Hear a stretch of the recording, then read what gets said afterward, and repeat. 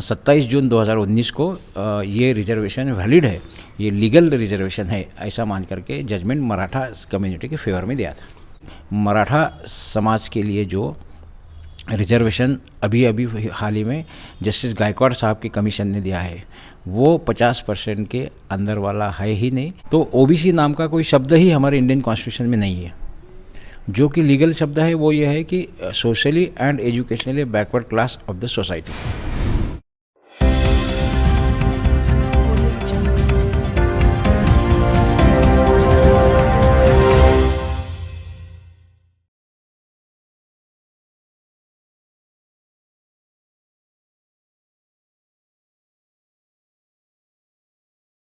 आदाब अर्ज़ है। इंटेलिजेंस के प्रोग्राम रूबरू में आपका इस्तकबाल है। नाज़रीन, हमारी आज़ादी को 72 साल हो चुके हैं। हमारी वो कौमें जो आज़ादी से पहले हुकूमतें करती थी, हमारे जो राजा महाराजा हुआ करते थे, उनके वंश आज हमारे आज़ादी के 70 सालों में कहाँ तक पहुँच गए। बेरोज़गारी, गिरती हुई माशियत, मुल्क के हालात, इन सब ने आज उन कौमों को भी अपने लिए रिजर्वेशन मांगने के लिए मजबूर कर दिया। और रिजर्वेशन भी पढ़े लिखे होने के बावजूद बेरोज़गारी की एक तरफ मार और नौकरियों का ना मिलना, ये मजबूर हो गए हैं कि हमें भी रिजर्वेशन चाहिए। जिस तरह मराठा रिजर्वेशन की बात हमारे महाराष्ट्र में आमतौर पर की जा रही है और कई मोर्चे, कई जुलूस जल्द से इस तहरीक में हम लोग कर चुके हैं।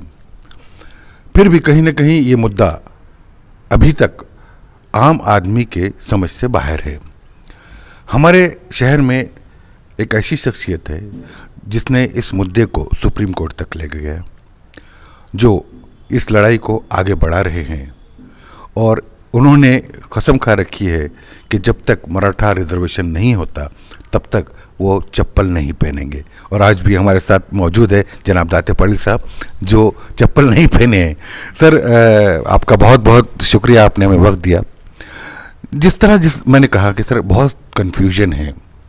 एक कौम जिसने महाराष्ट्र पर नहीं हिंदुस्तान पर हुकूमत की है एक ज़माने में, उनके वंश जो आप लोग हैं, मराठा समाज के लोग हैं, उन्हें रिजर्वेशन मांगने की ज़रूरत क्यों पड़ी? सबसे पहले तो मैं आपके इस इंटेलिजेंट चैनल का शुक्रिया अदा करना चाहता हूँ कि बहुत ही सही वक्त पे आपने इस ढंग की चर्चा आम लोगों के पास जाना चाहिए, ये जो काम आपने हाथ में लिया, उसके लिए मैं आपका बहुत बहुत शुक्रगुजार हूँ। और ऐसा ही काम आपके हाथ से और आगे भी होगा ऐसी मैं आपसे उम्मीद करता हूँ। और आपने जो पूछा अभी कि ये क्यों ज़रूरत पड़ रही है, रिजर्वेशन मांगने की ज़रूरत क्यों चल रही है।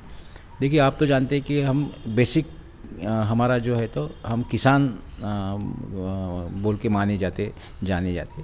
किसानों के पास पहले बहुत सारी ज़मीन थी, अब 70-80 साल में ज़मीन इतनी कम हो गई कि अभी 2 एकड़ 3 एकड़ पे आए। तो इसलिए ना हम ढंग की पढ़ाई कर सकते हैं, ना ढंग का हमारा खुद का जो है तो स्टैंडर्ड ऑफ लिविंग रख सकते हैं।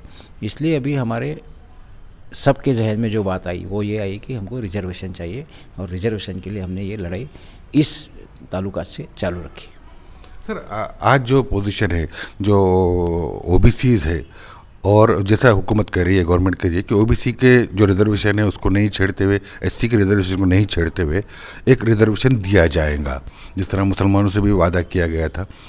तो ये किस तरह पॉसिबल है और कहाँ कैसा कर सकते हैं इसको? देखिए, सबसे पहले तो हमने बहुत जगह पे भी बताया कि हमारे इंडियन कॉन्स्टिट्यूशन के तहत हम मांग कर रहे हैं कि हमको, हमारे मुस्लिम भाइयों को और हम मराठा समाज को रिजर्वेशन चाहिए। इसलिए सबसे पहले हम अगर लीगली या कॉन्स्टिट्यूशनली सोचते हैं, देखते हैं, तो ओबीसी नाम का कोई शब्द ही हमारे इंडियन कॉन्स्टिट्यूशन में नहीं है। जो कि लीगल शब्द है वो ये है कि socially and educationally backward class of the society. हमारे पास एससी फिक्स है, एसटी फिक्स है, और उसके बाद का जो तबका है उस तबके को socially and educationally backward class ऐसा माना जाता है। और जहाँ तक का सवाल है कि 93 से ओबीसी रिजर्वेशन में हम किसी को आने नहीं देंगे, ओबीसी रिजर्वेशन का हिस्सा हम किसी को नहीं देंगे, ये जो बात कही जा रही थी वो उस समय के लिए ठीक थी। इसलिए ठीक थी कि एक सुप्रीम कोर्ट में बहुत बड़ा मैटर चल रहा था। वो मैटर का नाम था Indira Sahni versus government of India. उसमें जो जजमेंट दिया गया था, वो जजमेंट में कहा गया था कि अब इसके बाद इंडिया में 50% के ऊपर रिजर्वेशन नहीं होगा, और होता भी है तो उसके लिए एक्स्ट्रा ऑर्डिनरी सिचुएशन अगर आती है तो ही रिजर्वेशन को बढ़ाया जा सकता है।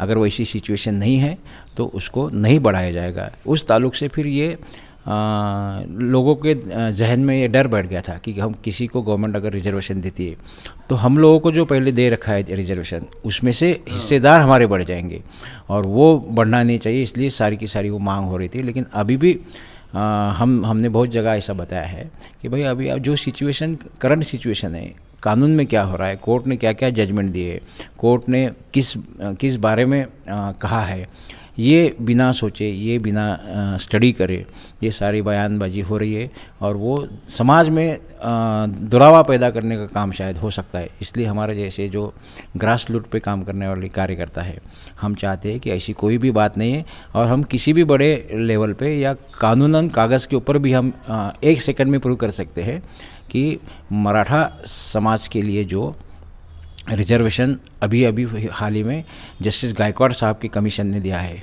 वो 50% के अंदर वाला है ही। उसकी बात ये है कि उसको एक सेपरेट क्लास तैयार किया गया है, socially educationally backward class of the society नाम का एक स्पेशल क्लास तैयार किया गया है, और उस क्लास को रिजर्वेशन दिया है। और रिजर्वेशन देते वक्त भी गायकवाड़ कमीशन ने अपनी रिपोर्ट में बहुत सारे जजमेंट्स का रेफरेंस दिया है, और उसके साथ साथ उन्होंने इंदिरा साहनी केस में जो बताया गया था कि एक्स्ट्रा ऑर्डिनरी सिचुएशन में आपको रिजर्वेशन बनाने का अधिकार है, और वो स्टेट गवर्नमेंट अपने स्टेट में ये सारा काम कर सकती है, तो इसलिए वो दिया गया।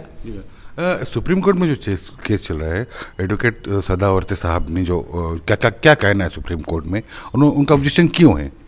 उनका ऑब्जेक्शन ये था कि सुप्रीम कोर्ट के कॉन्स्टिट्यूशन बेंच था एक, यानी कॉन्स्टिट्यूशन बेंच भी ऐसा था कि वो 9 जजेस ने उसके ऊपर काम किया था, और 9 जजेस के उस जजमेंट में जो कहा गया था उस केस को तकरीबन सारे लोग जान चुके हैं अभी। वो केस का नाम था Indira Sahni versus government of India. तो उसमें जजमेंट देते हुए ये कहा गया था कि अब इसके बाद में इंडिया में 50% के ऊपर रिजर्वेशन नहीं होगा।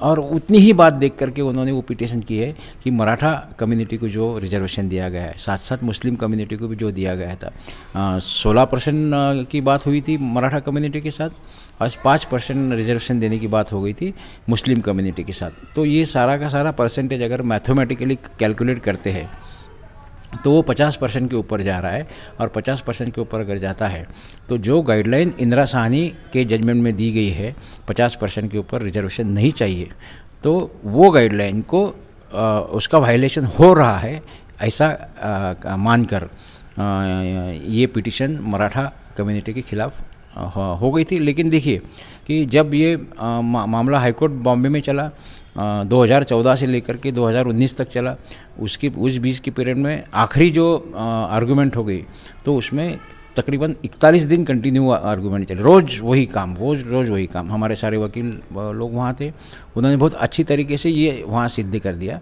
कि एक्स्ट्रा ऑर्डिनरी सिचुएशन अगर होती है तो उसमें आरक्षण की मर्यादा बढ़ सकती है। ये सारी बातें जब कानूनन ढंग से कोर्ट के सामने रखी गई, उसके पुरावे रखे गए, उसका प्रूफ रखा गया, तब कोर्ट ने उसको सही मानकर 27 जून 2019 को ये रिजर्वेशन वैलिड है, ये लीगल रिजर्वेशन है, ऐसा मान करके जजमेंट मराठा कम्युनिटी के फेवर में दिया। सर, इतने स्ट्रगल कर रहे हैं आप लोग, इतने दिनों से मोर्चे निकले हैं लाखों की तादाद में, और संघर्ष जारी है, और हुकूमतें भी तकरीबन 90% 80% जो है तो मराठा लोग ही हुकूमत में बैठे हैं, मराठा नेता लोग। इतनी लड़ने की, इतनी जद्दोजहद करने की ज़रूरत थी, या आसानी से ये काम हो जा सकता था? नहीं, जद्दोजहद की बात आप जो कह रहे तो वो उस ढंग से अगर अलग अलग एंगल से उसको सोचा गया तो आप जो ये कह रहे हैं जद्दोजहद, तो ये भी पॉसिबल था, लेकिन इसको हम जद्दोजहद इसलिए नहीं मानते क्योंकि इंदिरा साहनी का जो जजमेंट हमारे सामने था उसमें 50% की जो बात कही गई थी। तो जब भी कोई भी रास्ते से अगर किसी को भी रिजर्वेशन देते थे तो वो 50% के ऊपर जाता था, तो फिर क्या करेंगे, इसके वजह से कुछ कर नहीं पा रहे थे। और इसलिए हमने 2010 से हमने एक सोल्यूशन गवर्नमेंट ऑफ इंडिया को और गवर्नमेंट ऑफ महाराष्ट्र को भी दिया था कि एक जो मसला था कि ये सभी को अगर रिजर्वेशन में लेना है। देखिए, आपने बहुत सही बात कही थी कि हम कहा जाता है कि एक ज़माना था कि हम राजे महाराजा के नाम से जाने जाते थे, भला हमारा मुस्लिम तबका हो या हमारा मराठा तबका हो, लेकिन आज वो हमारे पास उस समय जो था वो आज हमारे पास है नहीं। और हमारी तरक्की करने के लिए कानूनन ढंग से हमको अगर तरक्की मिल सकती है तो रिजर्वेशन है, और रिजर्वेशन की वजह से हमारे बच्चे पढ़ाई कर सकते हैं, पढ़ाई करने के बाद उनको नौकरी भी मिल सकती है। हमारे पास तो खेती के सिवा और कुछ भी नहीं था, खेती भी 2 एकड़ 3 एकड़ रहेगी तो उसमें कैसा गुजारा होगा। तो उसके लिए तो वो मांग जो की गई थी, तो तब ये सब बातें सभी गवर्नमेंट के नज़र में हमने ला के दिए थे। लेकिन 50% का ये जो इंदिरा साहनी का कैप जो था। सर, 2014 में एक कमेटी बनी थी महाराष्ट्र में नारायण राणे के नेतृत्व में कि ये जो 2 रिजर्वेशन है उसको इम्प्लीमेंट किया जाए या कैसा किया जा सकता है विदाउट ओबीसी और दूसरे जो रिजर्वेशन दे रखे हैं ऑलरेडी एससी वगैरह के, उसको ना छेड़ते हुए। वो भी कहीं कहीं उसका क्या हुआ आगे? बिल्कुल सही कहा आपने कि उस समय के पृथ्वीराज चौहान साहब के सदारत में वो गवर्नमेंट थी, वो मुख्यमंत्री थे, और उनके मिनिस्ट्री में जो मिनिस्टर थे वो जनाब नारायण राणे साहब थे। तो उनकी एक मिनिस्टर्स की एक कमेटी उन्होंने बनाया, और वो कमेटी को काम दिया गया था कि मराठा और मुस्लिम कम्युनिटी को रिजर्वेशन दे सकते हैं क्या। उन्होंने काफ़ी अच्छा काम किया। काफ़ी अच्छा काम करने के बाद उन्होंने ये डिसाइड किया, वो इस लेवल तक आ गए कि भाई हमने जो जायज़ा किया वो पूरे स्टेट में घूमे, उन्होंने पूरी सब मालूमात ली, लोगों से निवेदन स्वीकार करे, लोगों की माली हालत क्या है इसको जाना, और सभी जो गाइडलाइन थी गवर्नमेंट के लिए कि किसको आप रिजर्वेशन दे सकते हैं, उस गाइडलाइन का पालन करते हुए तकरीबन 18 लाख लोगों का मुआयना उन्होंने नारायण राणे समिति ने किया। और वो करने के बाद जो है तो उन्होंने 2 ऑर्डिनेंस निकाले। एक ऑर्डिनेंस निकाला मराठा कम्युनिटी के लिए, जिसमें बताया गया था कि इसको 16% रिजर्वेशन मराठा कम्युनिटी को देना चाहिए, और साथ साथ हमारे मुस्लिम भाइयों के लिए भी 5% रिजर्वेशन देना चाहिए। अब ये बातें सब हो गई, और जब ये बातें होने के बाद ऑर्डिनेंस निकला, उसकी अमल शुरू होने की जब टाइम आया अमल शुरू होने का तब किसी ने मुंबई हाईकोर्ट में एक पिटीशन दाखिल की।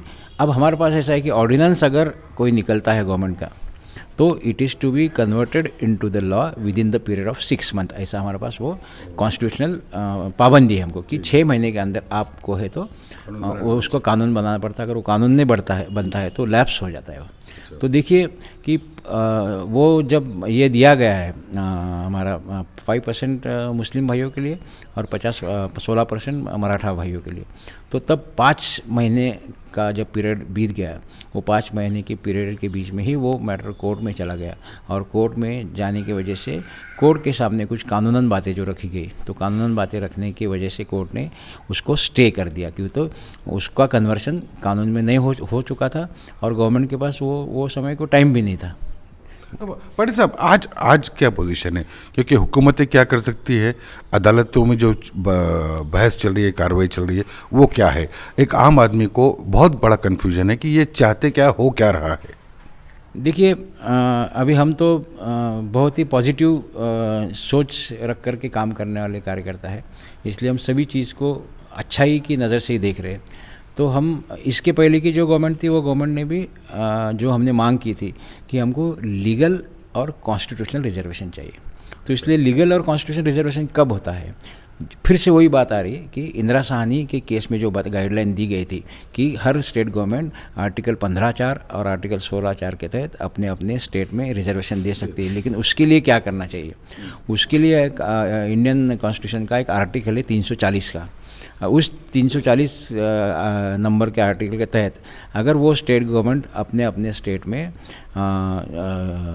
ओबीसी कमीशन की स्थापना करती है, उसको अगर वो बनाती है और उस कमीशन का प्रेसिडेंट जो भी बनता है तो वो रिटायर्ड हाई कोर्ट जज लगते हैं और जो भी गाइडलाइन दी है उसके तहत उसके मेंबर्स लगते हैं। उस कमेटी ने अगर सारा मुआयना करने के बाद उनका रिपोर्ट दिया, रिपोर्ट में उन्होंने जो सिफारिश की है, अगर वो सिफारिश वो गवर्नमेंट को करते हैं तो तभी ही रिजर्वेशन दे सकता है। ये हो गई कॉन्स्टिट्यूशनल लीगल बात। तो ये गायकवाड़ साहब नाम के जो थे रिटायर्ड हाई कोर्ट जज, उनके कमीशन ने जो अपना रिपोर्ट दिया उसमें साफ तौर पे उन्होंने ये सब देखने के बाद कहा है कि this is not the violation of the cap given by supreme court in the matter of Indira Sahni case. तो उसको जस्टिफाई करके उन्होंने एक्स्ट्रा ऑर्डिनरी सिचुएशन में जो रिजर्वेशन दे सकते हैं, एम नागराज केस में जो बताया था वो उन्होंने वहाँ दाखिल कर दिया और सिफारिश की, और सिफारिश करने के बाद वो गवर्नमेंट ने उसको मान्य कर दिया और मान्य करने के बाद उसका कानून में कन्वर्शन हो गया। अब देखो, जो बात नारायण राणे कमेटी के पास रुक गई थी वो बात का काम अगला जो हुआ तो पिछली गवर्नमेंट ने जो है तो इसका कानून बनाया और उसको कानून को जो पहले नाम था ESBC 2014 उसको उन्होंने कन्वर्ट किया 2018 में SEBC। वो तो शब्द का ही नाम था, एजुकेशनली कहो या सोशली कहो, या सोशली कहो या एजुकेशनली कहो, तो जो लीगल शब्द है तो उसको लीगली उसको ये करते हुए उन्होंने socially educationally backward class of the society नाम का जो SEBC एक्ट 2018 बनाया, वो 18 बना करके उन्होंने मराठा समाज को और बार कैसे जब उन्होंने ये किया तब कोर्ट ने ही ये कहा कि 16% तो नहीं, लेकिन जो हमारे पास अवेलेबल पॉपुलेशन का रिकॉर्ड है वो देखते हुए हम मराठा कम्युनिटी को 12% एजुकेशन में और 13% एम्प्लॉयमेंट में, नौकरियों में हम रिजर्वेशन देने की बात को कायम करते हैं। और वैसा फेवरेबल रिपोर्ट उन्होंने रिजल्ट मराठा कम्युनिटी के फेवर में दिया। तो इम्प्लीमेंट हो चुका है क्या? इम्प्लीमेंट होने को टाइम लग रहा है? हाँ, उसका वो कानून बनने के बाद उसमें इम्प्लीमेंट भी होगा। इम्प्लीमेंटेशन होने के बाद बहुत सारे हमारे स्टूडेंट्स उसका लाभ ले चुके हैं। अभी एम्प्लॉयमेंट के लिए भी लाभ मिल चुका था, लेकिन जैसे ही 2019 में 27 जून 2019 को जब इसका जजमेंट दिया गया, 41 दिन की पूरी वो ये होने के बाद, आर्गूमेंट होने के बाद, तुरंत 2-3 दिन के अंदर ही इस सारे मैटर को सुप्रीम कोर्ट में चैलेंज किया गया। और चैलेंज करने के बाद सुप्रीम कोर्ट ने कहा था कि इसका जजमेंट हो गया ऐसा मान करके गवर्नमेंट को रेट्रोस्पेक्टिव इसका इफ़ेक्ट नहीं देना आएगा। यानी जैसे कि आपका एक कानून हो गया, ठीक है, तो आप अभी उसके अमल कर सकते हैं, ऐसा न मानते हुए इसका रेट्रोस्पेक्टिव इफेक्ट या इसका रेट्रोस्पेक्टिव फ़ायदा गवर्नमेंट ये केस जब तक ख़त्म नहीं होती till the final outcome of the main petition, ऐसा कहा था, तब तक आप नहीं ले सकते, इसलिए मामला वहाँ रोका गया था। तो अभी कब तक आपको उम्मीद है कि आप जो लड़ाई लड़ रहे हैं उसमें आपको कामयाबी मिलेंगी? अभी ये लड़ाई तो अंतिम चरण में आ गई ऐसा कहना पड़ेगा, क्यों तो 25 जनवरी से कोर्ट ने एक ऑर्डर दिया है कि 25 जनवरी 2021 से court day to day basis पे ये केस देखेगा और उसमें हियरिंग करके ये मसले को जजमेंट के तौर में लोगों के सामने लाएंगे। सर, मुस्लिम रिजर्वेशन की 5% की जो बात हुई थी, इसी कमेटी ने, नारायण राणे कमेटी ने कहा था वो भी इम्प्लीमेंट नहीं हो सकता, तो वहाँ पे आपको क्या लगता है कहाँ पे चूक हुई है? तो देखो, हमने जो पिटिशन हमने मुंबई हाई कोर्ट में की थी, तो मैं बड़े खुशी के साथ कहना चाहता हूँ कि हमने जो वहाँ काम जो किया था, तो हमारा एप्लीकेशन जो है तो कोई इंडिविजुअल हमारे नाम से नहीं था, ठीक है, उस कमेटी का मैं सेक्रेटरी हूँ और मेरे नाम से वो हो गई, लेकिन मैं जिस कमेटी का सेक्रेटरी, वो कमेटी क्या है ये भी तो लोगों के सामने आना बहुत ज़रूरी था। उस कमेटी का नाम ही था कि मराठा मुस्लिम आरक्षण कृति समिति। देखिए, हमने ये किया इसलिए 2014 से हमारे समझ में आया कि ये दो तबकों को न्याय देने के लिए बहुत सारा पॉलिटिक्स हो सकता है और वो पॉलिटिक्स ना हो, इसलिए हमने बिना किसी पॉलिटिकल इसको रंग देते हुए हमने इसको मराठा मुस्लिम आरक्षण कृति समिति बनाई और वो कृति समिति के नाम से ही हमने बॉम्बे हाईकोर्ट में वो केस चलाई। बॉम्बे हाईकोर्ट का जब जजमेंट हुआ तो उसको मुस्लिम रिजर्वेशन की जो बात थी, तो उस पिटीशन को फिर से अलग से सुना जाएगा, ऐसा हाई कोर्ट ने बताया था। और उसको जो शब्द यूज़ करा था, तो मैं चाहूँगा कि आप भी उसको एक बार देख ले, तो आप बड़े अच्छी ढंग से फिर लोगों के सामने ले जा सकते हैं। मैंने वो आपके लिए और सबके लिए कागज़ साथ में लाया था मैंने, और उसमें जो है तो ये हमारी जो ये थी, ये मराठा मुस्लिम आरक्षण कृति समिति के नाम से ही हमने ये सारा वहाँ किया था। और जब इसका जजमेंट जब हुआ, तो उस जजमेंट को आप देखेंगे तो उसके कुछ इसमें कोर्ट में इसको डीटैग किया हुआ था। डीटैग करना माने क्या, कि इसको अलग ढंग से हम सुनेंगे। ये मराठा मसला एक बार ख़त्म हुआ, अब उसके अंदर जो चांसेस थे हमारे, वो चांसेस हमारे ये थे कि मुस्लिम भाइयों के लिए जो रिजर्वेशन देने की थी, जो बात मराठा समाज के रिजर्वेशन के लिए कानूनन ढंग से सामने आई थी, वो कानूनन बातें भी हमारे मुस्लिम भाइयों के लिए हम पूरी नहीं करेंगे, तो वही प्रॉब्लम हमारे मुस्लिम भाइयों के लिए आने वाला है।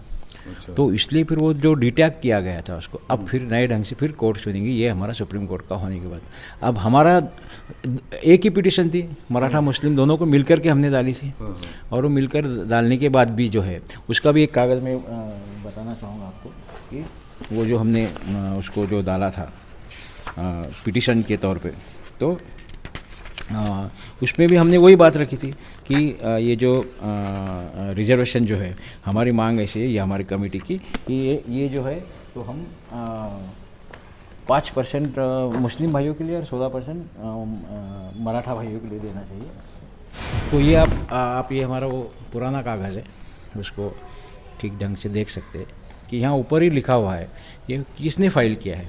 तो आप ही पढ़ करके ये पहली 2 लाइनें बता सकते हैं ऊपर वाली। आप इसको क्लोज कर लीजिए। In the high court of judicial at Bombay, civil application stamp number dash public interest litigation Maratha Muslim आरक्षण कृति समिति, Maharashtra, Aurangabad, through its secretary Rajendra Date Patil. हाँ, तो हमने ये ऐसा नहीं है कि मुस्लिम भाइयों के साथ छोड़ दी है या मुस्लिम भाइयों को बीच में छोड़ा है। नहीं सर, क्या मतलब अभी वो भी इम्प्लीमेंट नहीं हो रहा है ना? तो इम्प्लीमेंट नहीं, उसका ऐसा है कि हाँ, अभी आपने बहुत सही सवाल पूछा है कि जो तकलीफ या जो प्रॉब्लम लीगल तौर पे मराठा कम्युनिटी को आए थे, वैसे ही प्रॉब्लम हमारे मुस्लिम भाइयों के लिए आना नहीं, इसलिए हमने वो हाई कोर्ट बॉम्बे ने जिसको डीटैग किया था। अब हमको क्या करना पड़ेगा कि देखो, गाइडलाइन ऐसी है कि जिस कम्युनिटी को भी रिजर्वेशन देना है, तो वो कम्युनिटी को रिजर्वेशन देने के पहले एक जो है तो आर्टिकल 340 के तहत कमीशन की अपॉइंटमेंट करना पड़ती है। कमीशन की अपॉइंटमेंट करने के बाद कमीशन अगर क्वांटिफेबल डाटा, देखो मैं फिर से रिपीट करता हूँ, क्वांटिफेबल डाटा अगर दिया जाता है, वो क्या होता है? हाँ, वो मैं बताऊँगा मैं आपको 2 मिनट। तो क्वांटिफेबल डाटा अगर वो कमीशन के पास है और कमीशन वो क्वांटिफेबल डाटा के साथ अगर गवर्नमेंट को वो रिकमेंड करती है कि यस ये कम्युनिटी को रिजर्वेशन दिया जा सकता है, इनका क्वांटिफेबल डाटा इनके फेवर में होने की वजह से इनको दे सकते हैं। अब क्वांटिफेबल डाटा जो है तो वो सुप्रीम कोर्ट के इंदिरा साहनी केस में तय हुआ था। क्वांटिफेबल डाटा माने क्या है कि इनको सोशली बैकवर्ड आप मानेंगे, इनको एजुकेशनली बैकवर्ड आप मानेंगे। सोशली बैकवर्ड मानना माने क्या, तो उन्होंने जो क्वेश्चनरी बना के रखी है, वो क्वेश्चनरी में ऐसा था कि उसमें से जो 50% क्वेश्चनरी के आगे जाएगा वो समाज रिजर्वेशन के लिए काबिल माना जाएगा, उसको लीगली माना जाएगा।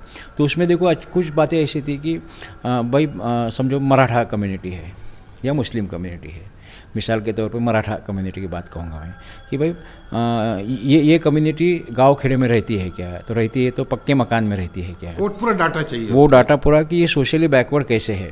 वो पक्के मकान में रहते हैं, कच्चे मकान में रहते हैं, सीमेंट का मकान बना हुआ है, पत्थरों का है या किस ढंग का है। फिर उनके बच्चों की जो पढ़ाई है, वो बच्चों की पढ़ाई 5वीं तक की का बच्चे कितने पढ़े हैं, 7वीं तक कितने, 10वीं तक कितने, ग्रेजुएट, पोस्ट ग्रेजुएट, ऐसा सब। ये हाँ, वो डाटा सब निकालने के बाद और उसमें से स्टेट की जो एवरेज है वो एवरेज से वो कम चाहिए, अच्छा, एजुकेशन में स्टेट एवरेज से वो कम चाहिए, एम्प्लॉयमेंट में स्टेट एवरेज से कम चाहिए। आप देखेंगे कि मुझे आप बताइए वो कि परसेंटेज और ये परसेंटेज वो करेंगे, हाँ, मैच वो जो परसेंटेज से कम रहेंगे वो तबके को आप population दे के सकते हिसाब हैं, से। हाँ, पॉपुलेशन के हिसाब से।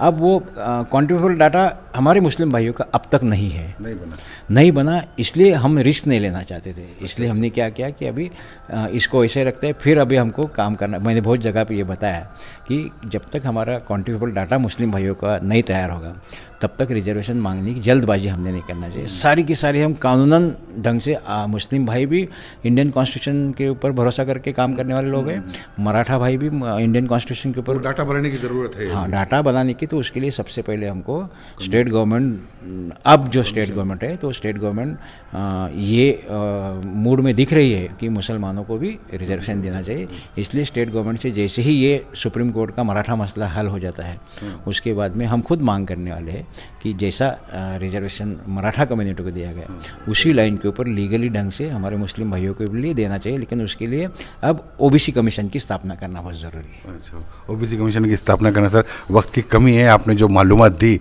वो बहुत समझता हूँ कि बहुत सारे लोगों को बहुत सारी जो कन्फ्यूजन था वो दूर हो जाएगा। तब आप जैसे लोग सोशल वर्क करते हैं, समाज के लिए काम करते हैं, और आपने तो अभी चप्पल पहनना भी छोड़ दिया, ये एक त्याग है एक किस्म का। इस तरह के लोग ही समाज को और समाजों के बीच बढ़ती हुई दूरियों को कम कर सकते हैं। तो हम आपसे ये भी उम्मीद करेंगे कि जो हमारे समाज में आज नफ़रतें बढ़ रही है, हमारी जो दूरियां बढ़ रही है, उसको कम करने के लिए भी आप अपना योगदान दें। सर, अब चलते चलते आखिरी सवाल, जिस तरह कि आपने कहा कि ये जो रिजर्वेशन मराठा या मुसलमानों को दिया जाएगा वो ओबीसी या एससी वगैरह जो दे रखे ऑलरेडी 50% रिजर्वेशन, उसको कोई धक्का नहीं होना लगने वाला है। बहुत अच्छा सवाल किया। आखिरी जाते वक्त आपने जो सवाल किया तो वही सही अहम सवाल है। अब देखिए, जो प्रॉब्लम था इंदिरा साहनी केस में 50% के ऊपर जाना नहीं चाहिए, तो अब गवर्नमेंट ने हमारा वो मसला भी हल कर दिया।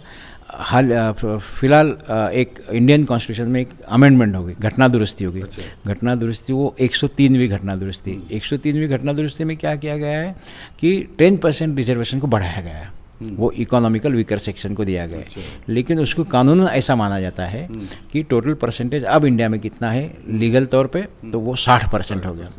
तो इंदिरा साहनी केस में जो बताया गया था कि 50% के ऊपर आप नहीं जा सकते, तो अमेंडमेंट करने का काम गवर्नमेंट का है, गवर्नमेंट ने अमेंडमेंट किया है और अमेंडमेंट करने की वजह से ये 60% हो गया। तो इसका मतलब ये होगा सीधा सीधा कि अब वो इंदिरा साहनी केस का अमल अब कोई केस के ऊपर नहीं रहेगा। इसलिए हमारे लिए और ये ज़्यादा अच्छी और आसान बात हो गई। अब रिजर्वेशन मुस्लिम समाज को भी मिलने का लीगल प्रोसीजर फॉलो करने के बाद उस जो भी कानूनन खाना पड़ती वो होते ही ये भी रिजर्वेशन हो जाएगा। ऐसे हमको 100%। सर, आपने वक्त दिया, बहुत बहुत शुक्रिया।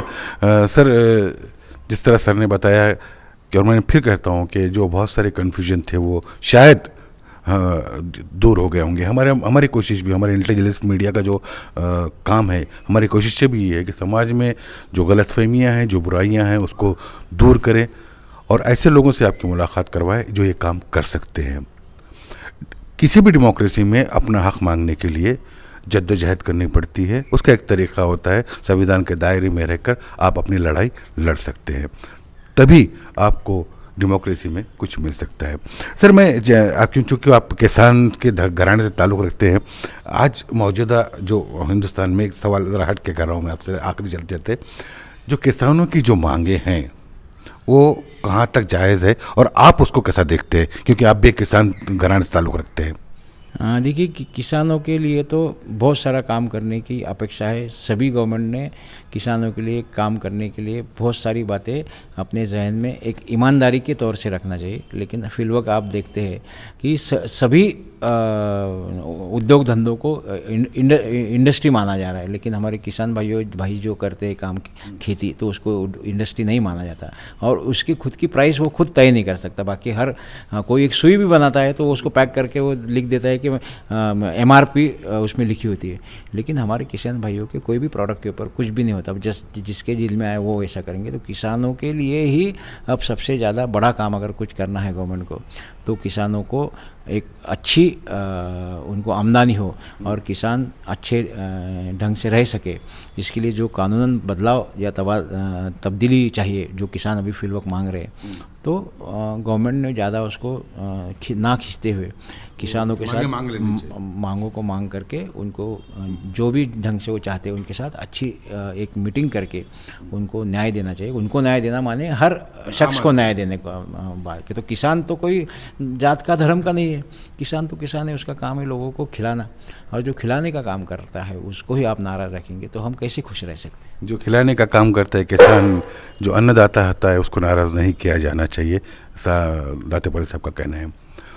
सर, हमारा जो ये चैनल है, यहाँ से हम हमारे देखने वाले लोगों को या हमारे हमसे जो जुड़े हुए लोगों को एक पैगाम देना चाहते हैं, और वो पैगाम ये है कि हमारा समाज 60-70 साल की ज़िंदगी इंसान की आज के मौजूदा दौर में, और हमारा समाज जहाँ पर बहुत सारी अभी मजबूरियाँ बाकी है, दूरियाँ बाकी है, हमारे समाज में बहुत सारी कमज़ोरियाँ बाकी है। उन कमज़ोरियों को, उन मजबूरियों को और उस दूरियों को हमारा काम है कि दूर करें, ताकि हम अपनी आने वाली नस्लों के लिए एक ऐसा समाज देकर जाए जो जिसमें रहकर वो अपनी ज़िंदगी आराम से गुजारे और आज हम जहाँ हैं वहाँ से आगे बढ़ें। अगले हफ्ते ऐसे ही किसी मेहमान के साथ हम आपकी मुलाकात करवाएंगे। तब तक के लिए मैं अपनी टीम के साथ आपसे इजाज़त चाहता हूँ। जय हिंद, खुदा हाफिज़, नमस्कार।